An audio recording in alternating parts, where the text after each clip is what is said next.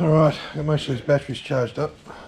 What I have decided to do, even though I did all my measurements and drawing with these things in groups of 3, I'm going to put them in groups of 4, try and save a bit of space going in that direction. So I've taken some fresh measurements, I've redrawn it in Fusion 360 roughly, very crudely, with the new with the actual material size I've got, and just double check. Right, so what are we at there? 685. I think I worked out to be about 747. I think it was to once I include the material on the outside. Let me have a look. 747. Excellent. So I'll rip into it in a sec. Start chopping up some steel. I should be able to get away with 6 cross members underneath and 1 for the front and back. So 8 in total.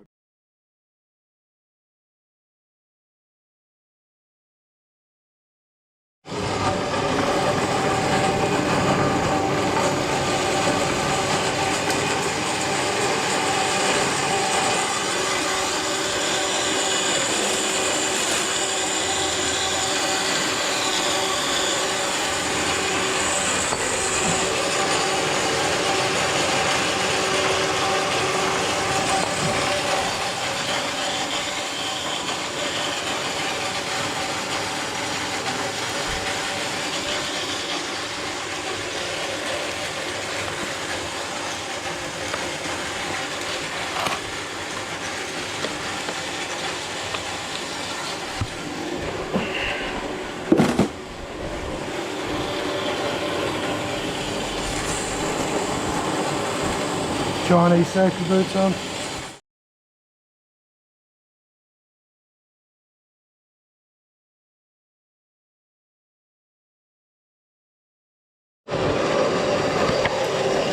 I don't actually have the right sized workhorses. Oh shit, that's no good. Hang on. I don't have the right sized workhorses, so I'm doing all the big cuts first. And then I'll do the little cuts.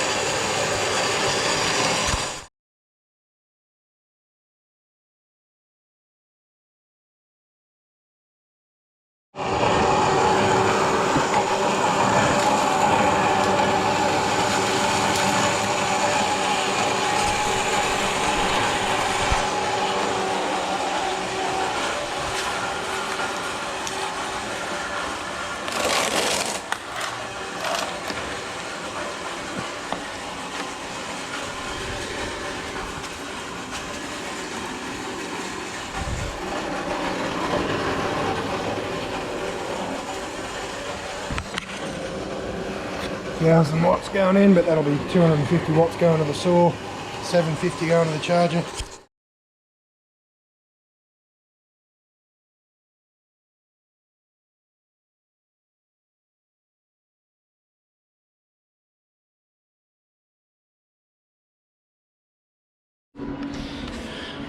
Started assembling the what will eventually be the, I suppose, straps that run around underneath the battery. There's a gap here because I'll go and get the same squishy rubber stuff that we used on the prismatic cells and go from there. So I'll just finish tacking these all together, and then yeah, I'll find some way to make it rigid so it doesn't move when I weld it, and we'll get stuck in it.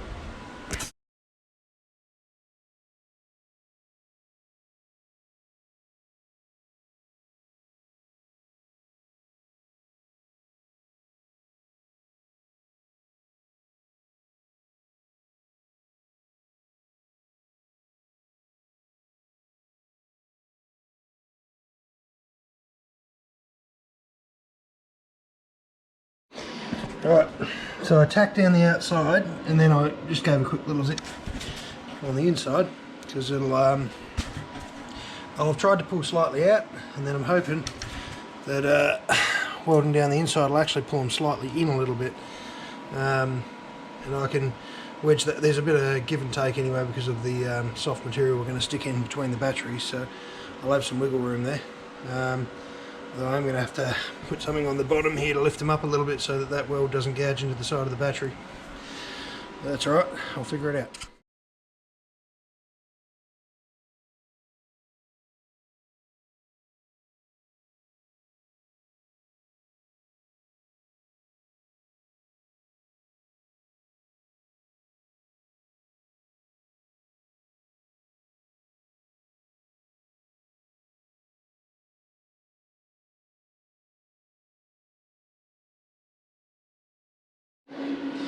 Right, got one more battery left on charge.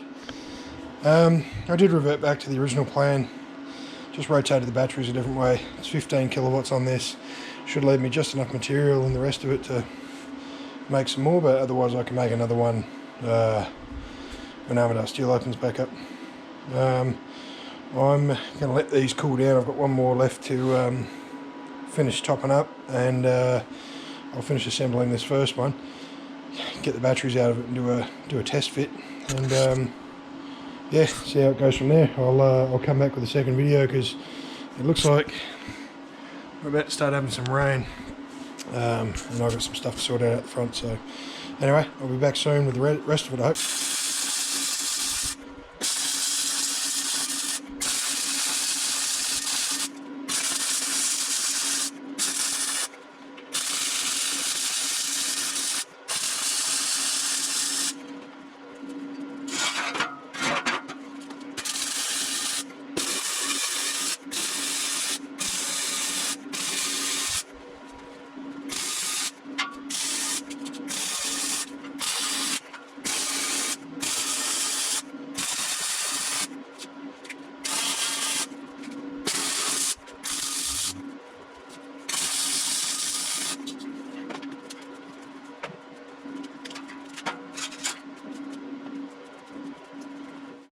Right, that's the basic frame together.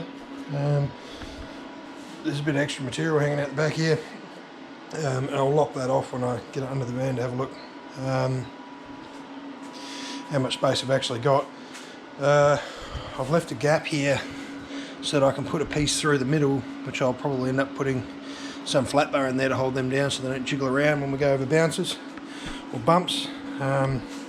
But yeah, where I figure out where the holes are going to go in this to go up into the floor material, I'll trim that down. So I've left a little bit extra there. There's a bit of ambiguity about where those holes will end up. It's about 4mm out of square, but given the circumstances and all the rubber matting that's going to go into it, that'll be okay, I think. Can't see it being an issue.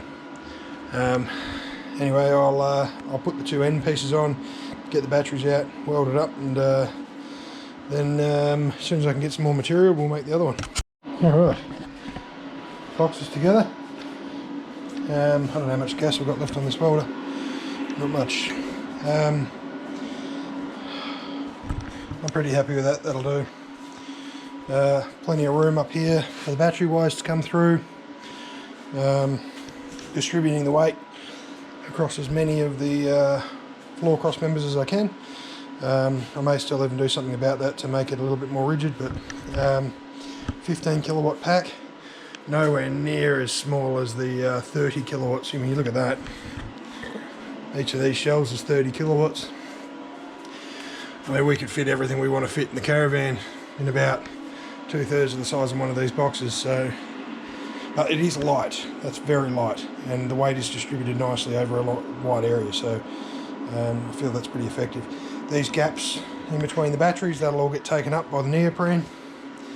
It'll be quite a tight squeeze by the time that we get it all in there, and that'll absorb all the vibration. So I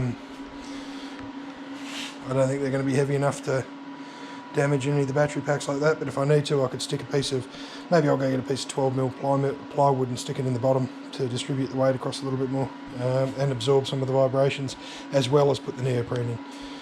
But alright, your little Chinese MiG saves the day again. Not the greatest welds in the world, but whatever. It's not going to come apart, so that's all that matters.